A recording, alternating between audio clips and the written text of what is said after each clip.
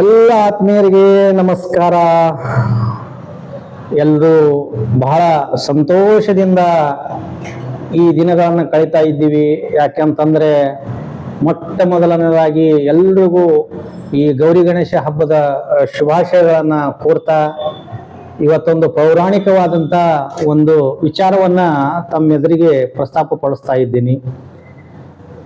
ಅದು ಯಾವುದು ಅಂತಂದ್ರೆ, ಗಣೇಶನಿಗೆ ಗರಿಕೆಯನ್ನ ಯಾಕೆ ಏರಿಸ್ತಾರೆ ಅನ್ನೋದ್ರ ಕುರಿತು ಇವತ್ತು ನಾವು ಚರ್ಚಿಸೋಣ.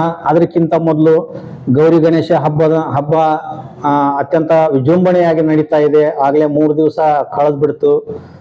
ಅದೇ ತರ ಮಕ್ಕಳಿಗೆ ಗಣೇಶನ ಬಗ್ಗೆ ತಿಳಿ ಹೇಳಿ. ಯಾಕಂತಂದ್ರೆ ನಮ್ಮ ಹಿಂದೂ ಸಂಪ್ರದಾಯದಲ್ಲಿ ಈ ಎಲ್ಲ ಹಬ್ಬಗಳನ್ನ ನಮ್ಮ ಮಕ್ಕಳಿಗೆ ನಾವು ತಿಳಿಸಿ ಹೇಳಿದ್ರೆ ತಾನೇ ಅವರಿಗೆ ಗುರುತಾಗುವುದು. ಇವತ್ತಿನ ದಿನಮಾನಗಳಲ್ಲಿ ನಾವು ಎಲ್ಲ ಹಬ್ಬಗಳನ್ನ ಬಿಡ್ತಾ ಹೊಂಟಿದ್ದೀವಿ. ಕೆಲಸದ ಒತ್ತಡ ಅಂತ ಹೇಳ್ತಿದ್ದೀವಿ, ಅಥವಾ ಮನೆಯಲ್ಲಿ ಯಾರು ಇಲ್ಲ ಅದಕ್ಕಾಗಿ ನಾವು ಆ ಹಬ್ಬ ಬಿಡ್ತಾ ಇದ್ದೀವಿ, ಈ ಹಬ್ಬ ಬಿಡ್ತಾ ಇದ್ದೀವಿ ಅಂತ ಹೇಳ್ತೀವಿ. ಆದ್ರೆ ಹಿಂದೂಗಳಾದ ನಾವು ಎಲ್ಲ ಹಬ್ಬಗಳನ್ನ ಆಚರಣೆ ಮಾಡಲೇಬೇಕು ಅಂದಾಗ ಮಾತ್ರ ನಮ್ಮನ್ನು ಫಾಲೋ ಮಾಡ್ತಕ್ಕಂಥ ನಮ್ಮ ಮಕ್ಕಳಿಗೂ ಕೂಡ ಆ ಹಬ್ಬಗಳ ಬಗ್ಗೆ ಗೊತ್ತಾಗ್ತದೆ ಮತ್ತು ಅವರನ್ನು ಕೂಡ ಮುಂದುವರಿಸ್ಕೊಂಡು ಹೋಗ್ತಾರೆ. ಆ ಕಾರಣದಿಂದ ಬಂಧುಗಳೇ, ದಯವಿಟ್ಟು ನಮ್ಮ ಸಂಸ್ಕೃತಿಯನ್ನ ಯಾರು ಮರೆಯೋದು ಬೇಡ. ಈ ಒಂದು ಹಬ್ಬವನ್ನ ಅತ್ಯಂತ ವಿಜೃಂಭಣೆಯಿಂದ ನಾವು ಆಚರಣೆ ಮಾಡಿದಾಗ ನಮ್ಮ ಮಕ್ಕಳು ಕೂಡ ಆ ಒಂದು ಆಚರಣೆಯಲ್ಲಿ ಪಾಲ್ಗೊಂಡು ಇದು ಹೀಗಿರ್ತದೆ, ಈ ತಿಂಗಳಲ್ಲಿ ಇಂಥ ಹಬ್ಬ ಬರ್ತದೆ, ಈ ತಿಂಗಳಲ್ಲಿ ನಾವು ಈ ಹಬ್ಬವನ್ನು ಹೀಗೆ ಆಚರಿಸಬೇಕು ಅನ್ನೋದು ಒಂದು ಮಾಹಿತಿ ನಮ್ಮ ಮಕ್ಕಳಿಗೆ ಬರ್ತದೆ. ಆ ಕಾರಣದಿಂದ ಹಿಂದೂಗಳಾದ ನಾವು, ಸನಾತನಿಗಳಾದ ನಾವು ಯಾವುದೇ ಒಂದು ಹಬ್ಬವನ್ನು ಬಿಡದೆ ಈ ಒಂದು ಗಣೇಶ ಹಬ್ಬವನ್ನು ಕೂಡ ಯಶಸ್ವಿಯಾಗಿ ಆಚರಣೆ ಮಾಡೋಣ ಮತ್ತು ನಮ್ಮ ಮಕ್ಕಳಿಗೆ ತಿಳಿ ಹೇಳಿ ಮುಂದೆ ಅವರು ಕೂಡ ಇದನ್ನ ಮುಂದುವರಿಸುವಂತೆ ನೋಡ್ಕೊಳ್ಳೋಣ ಅಂತ ಹೇಳ್ತಾ ಈಗ ಮುಖ್ಯ ವಿಚಾರಕ್ಕೆ ಬರ್ತಾ ಇದ್ದೀನಿ. ಗಣೇಶನಿಗೆ ಗರಿಕೆಯನ್ನ ಯಾಕೆ ಏರಿಸ್ತೀವಿ? ಬಂಧುಗಳೇ, ಈ ಗರಿಕೆ ಅನ್ನೋದು ಎಲ್ಲಾದ್ರೂ ಬೆಳೆಯುವಂತ ವಸ್ತು. ಹೊಲದಲ್ಲಿ ಬೆಳೀತದೆ, ಮನೆಯಲ್ಲಿ ಬೆಳೀತದೆ, ಪ್ಲಾಂಟ್ ಅಲ್ಲಿ ಬೆಳೀತದೆ, ಅಥವಾ ನಮ್ಮ ಮನೆಯ ಮೇಲ್ಗಡೆ ನೀವು ಹೋಗಿ ನೋಡಿದ್ರೆ ಅಲ್ಲೂ ಕೂಡ ಅಲ್ಲೆಲ್ಲೇ ಬೆಳೆದಿರ್ತದೆ. ಇದು ಇಲ್ಲೇ ಬೆಳಿಬೇಕು, ನಿರ್ದಿಷ್ಟವಾದ ಜಾಗದಲ್ಲೇನೆ ಬೆಳಿಬೇಕು ಅನ್ನುವಂಥದ್ದು ಕಟ್ಟುಪಾಡು ಯಾವುದೂ ಇಲ್ಲ ಈ ಗರಿಕೆಗೆ. ಬಂಧುಗಳೇ, ಈ ಗರಿಕೆಯನ್ನ ನಾವು ಪ್ರತಿದಿನ ಸೇವಿಸೋದ್ರಿಂದ ನಮ್ಮ ದೇಹದಲ್ಲಿ ಉಷ್ಣಾಂಶ ಕೂಡ ಕಡಿಮೆ ಆಗ್ತದೆ. ಇದು ಡಾಕ್ಟರ್ಗಳ ಸಲಹೆ ಕೂಡ ಇದೆ. ಆದರೆ ಇದನ್ನ ಪೌರಾಣಿಕವಾಗಿ ನಾವು ನೋಡೋದಾದ್ರೆ ಗಣೇಶನಿಗೆ ಈ ಗರಿಕೆಯನ್ನ ಏರಿಸ್ತಾರೆ.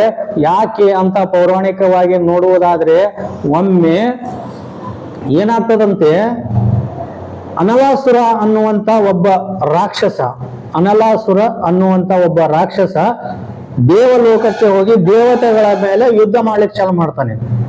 ಅತ್ಯಂತ ಕ್ರೂರವಾದಂತ ವ್ಯಕ್ತಿ ಅವನು. ಅನಲಾಸುರ ರಾಕ್ಷಸ ಅಂತಂದ್ರೆ ಅವನು ಯಾವುದೇ ಆಯುಧವನ್ನು ಬಳಸ್ತಿರ್ಲಿಲ್ಲ. ಬರೀ ತನ್ನ ಕಣ್ಣುಗಳಿಂದ ಎದುರಿದ್ದಂತ ವ್ಯಕ್ತಿಗಳನ್ನ ಸುಟ್ಟಾಕ್ತಿದ್ದ, ಭಸ್ಮ ಮಾಡ್ತಿದ್ದ. ಅಂತ ಒಂದು ಪವರ್ಫುಲ್ ಇರತಕ್ಕಂತ ರಾಕ್ಷಸ ಈ ಅನಲಾಸುರ ಅನ್ನುವೊಬ್ಬ ರಾಕ್ಷಸ. ಆ ರಾಕ್ಷಸ ಏನ್ ಮಾಡ್ತಾನೆ, ದೇವತೆಗಳ ಮೇಲೆ ಯುದ್ಧ ಸಾರ್ತಾನೆ. ಯುದ್ಧ ಸಾರಿ ದೇವತೆಗಳ ಇರ್ತಕ್ಕಂಥ ಜಾಗಗಳನ್ನೆಲ್ಲ ಹುಡುಕಾಡ್ಕೊಂಡು ಹೋಗಿ ತನಗೆ ಸಿಕ್ಕ ವರದ ಮುಖಾಂತರ ತನ್ನ ಕಣ್ಣಿನಿಂದ ಎಲ್ಲಾ ದೇವಾನುದೇವತೆಗಳನ್ನ ಭಸ್ಮ ಮಾಡ್ಕೊತಾ ಹೋಗ್ತಾ ಇರ್ತಾನಂತೆ. ಆಗ ಅಳೆದುಳಿದ ದೇವತೆಗಳು ಗಣೇಶನಿಗೆ ಶರಣಾಗ್ತಾರೆ.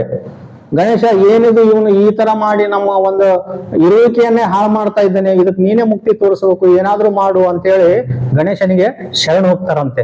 ಆಗ ಗಣೇಶ ಈ ಅನಲಾಸುರ ಅನ್ನುವಂತ ಒಬ್ಬ ರಾಕ್ಷಸನ ಜೊತೆ ದ್ವಂದ್ವ ಯುದ್ಧಕ್ಕೆ ನಿಲ್ತಾನೆ. ಅತ್ಯಂತ ಕಠಿಣವಾದ ಘೋರವಾದ ಯುದ್ಧವನ್ನ ಮಾಡ್ತಾ ತನ್ನ ವಿಶ್ವರೂಪವನ್ನೇ ತೋರಿಸಿಬಿಡ್ತಾನೆ. ಗಣೇಶ ವಿಶ್ವರೂಪವನ್ನ ತೋರಿಸಿ ಇವನು ಯಾವ ಆಯುಧದಿಂದನೂ ಸೋಲ್ತಾ ಇಲ್ಲ ಅಂದಾಗ ಆ ಅನಲಾಸುರನೇ ಏನ್ ಮಾಡ್ಬಿಡ್ತಾನೆ ಅಂತ ನುಂಗಿ ಬಿಡ್ತಾನಂತೆ.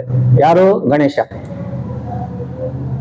ನುಂಗಿದಾಗ ಆ ಅನಲಾಸುರ ಗಣೇಶನ ಹೊಟ್ಟೆಯಲ್ಲಿ ಹೋಗಿ ಅತ್ಯಂತ ಉಷ್ಣವಾದಂತ ಕಿರಣಗಳನ್ನ ಸೂಸಕ್ಕೆ ಚಾಲು ಮಾಡ್ತಾನಂತೆ ಅನಲಾಸುರ.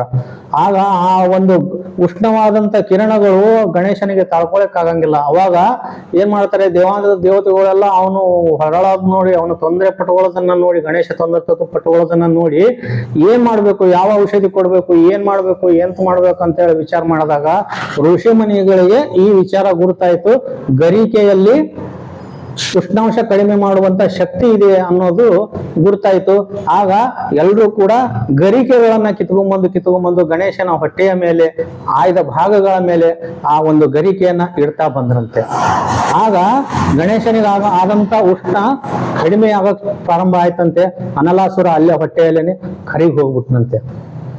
ಆಗ ಉಷ್ಣ ಕಡಿಮೆ ಆದಾಗ ಎದ್ದು ಗಣೇಶ ಹೇಳ್ತಾನಂತೆ, ಯಾವುದರಿಂದ ನನಗೆ ಉಷ್ಣ ಕಡಿಮೆ ಆಯ್ತು, ನೀವು ಏನು ನನಗೆ ಟ್ರೀಟ್ಮೆಂಟ್ ಕೊಟ್ರಿ ಅಥವಾ ಏನ್ ನಮಗೆ ಚಿಕಿತ್ಸೆಯನ್ನ ಕೊಟ್ರಿ ಅಂತೇಳಿ ಕೇಳಿದಾಗ ಆ ಋಷಿ ಮುನಿಗಳು ಹೇಳ್ತಾರಂತೆ, ಇಲ್ಲ, ಇದು ಬೆಳೆದಂತ ಗರಿಕೆ ಇತ್ತು, ಈ ಗರಿಕೆಯನ್ನು ನಾವು ತಂದು ನಿನಗೆ ಎಲ್ಲಿ ತೊಂದರೆ ಆಗ್ತಿತ್ತಲ್ಲ ಆ ಒಂದು ತೊಂದರೆ ಆದ ಜಾಗಕ್ಕೆ ನಾವು ಈ ಗರಿಕೆಯನ್ನ ಇಟ್ವಿ, ಆಗ ನಿನಗೆ ಉಷ್ಣ ಕಡಿಮೆ ಆಯಿತು ಅಂತ ಹೇಳಿ. ಆಗ ಸಂತೋಷಗೊಂಡಂತ ಗಣೇಶ ಹೇಳ್ತಾನಂತೆ, ಸರಿ, ಯಾವುದೇ ಭಕ್ತರು ತಮ್ಮ ಕೆಲಸ ಆಗ್ಬೇಕಾದ್ರೆ ತನ್ನಲ್ಲಿ ಕೋರಿಕೆಯನ್ನಿಟ್ಟು ಈ ಗರಿಕೆಯನ್ನ ನನಗೆ ಅರ್ಪಿಸಿದರೆ ನಾನು ಅವರ ಎಲ್ಲ ಕೆಲಸಗಳನ್ನ ಮಾಡಿಕೊಡ್ತೀನಿ ಅಂತ ಅವತ್ತಿನ ದಿವಸ ಆ ಋಷಿ ಮುನಿಗಳಿಗೆ ಮಾತು ಕೊಟ್ರು ಅನ್ನೋದು ಉಲ್ಲೇಖವಾದಂತ ವಿಚಾರ. ನೋಡಿ, ಒಂದು ಗರಿಕೆ ಎಷ್ಟೊಂದು ಕೆಲಸ ಮಾಡ್ತದಂತೆ.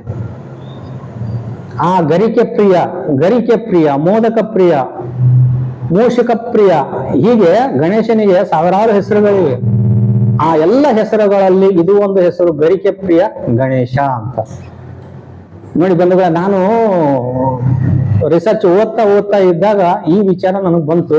ಇದು ಒಂದು ಸರಿಯಾದ ಸಮಯ, ತಮ್ಮೆಲ್ಲರಿಗೂ ಈ ವಿಚಾರವನ್ನ ತಿಳಿಸಬೇಕು ಅನ್ನೋ ಒಂದು ಉದ್ದೇಶ ಇಟ್ಟುಕೊಂಡು ಈ ಒಂದು ವಿಚಾರವನ್ನ ತಮ್ಮೆಲ್ಲರೆದುರಿಗೆ ನಾನು ಇಟ್ಟಿದ್ದೀನಿ. ಇದಕ್ಕೆ ದೂರ್ವ ಅಂತ ಕೂಡ ಹೇಳ್ತಾರೆ. ದೂರ್ವೆಯನ್ನ ಯಾರು ಗಣೇಶನಿಗೆ ಅರ್ಪಣೆ ಮಾಡ್ತಾರೆ ಅವರಿಗೆ ಗಣೇಶನ ಸಂಪೂರ್ಣ ಆಶೀರ್ವಾದ ಆಗುತ್ತೆ ಅಂತ ಲೇಖಕರು ಲೇಖನಿಯಲ್ಲಿ ಬರೆದಿದ್ದಾರೆ. ಕಾರಣ ಬಂಧುಗಳೇ, ಇಂಥ ಹತ್ತು ಹಲವಾರು ವಿಚಾರಗಳಿವೆ. ಎಲ್ಲ ವಿಚಾರಗಳನ್ನ ತಾವು ಕೂಡ ಗಮನ ಇಟ್ಟು ಕೇಳ್ತಾ ಇದ್ದೀರಾ. ಅದೇ ತರ ತಮ್ಮ ಮಕ್ಕಳಿಗೂ ಕೂಡ ಇಂಥ ಒಂದು ಕೆಲವೊಂದು ಒಳ್ಳೆಯ ವಿಡಿಯೋ ಒಳ್ಳೆಯ ವಿಚಾರ ಅನಿಸಿದ್ರೆ ತಮ್ಮ ಮಕ್ಕಳಿಗೂ ಕೂಡ ಇದನ್ನ ತಿಳಿಸ್ಕೊಡಿ. ಇಂಥ ಒಂದು ಸಣ್ಣ ವಿಚಾರಗಳೇ ನಮಗ್ ಗೊತ್ತಿರಲ್ಲ. ಯಾರೋ ಗಂಟೆ ಕಟ್ಟಿ ಶ್ರಾದ್ದ ಮಾಡಿದ ಹಾಗೆ ಅಂತ ಹೇಳಿ ನಾವು ಮುಂದುವರ್ಸ್ಕೊಂಡು ಹೋಗ್ತಾ ಇರ್ತೀವಿ.